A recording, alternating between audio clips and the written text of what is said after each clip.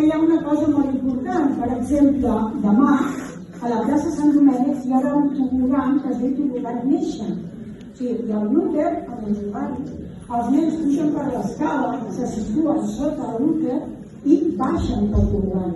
O sigui, baixen a través de la vagina i neixen a través d'una vulva.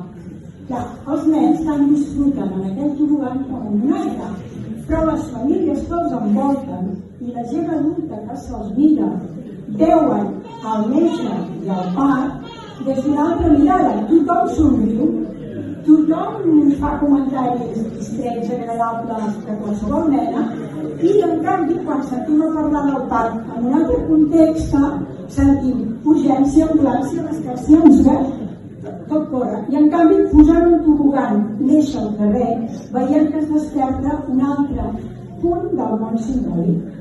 I llavors aquesta és la funció.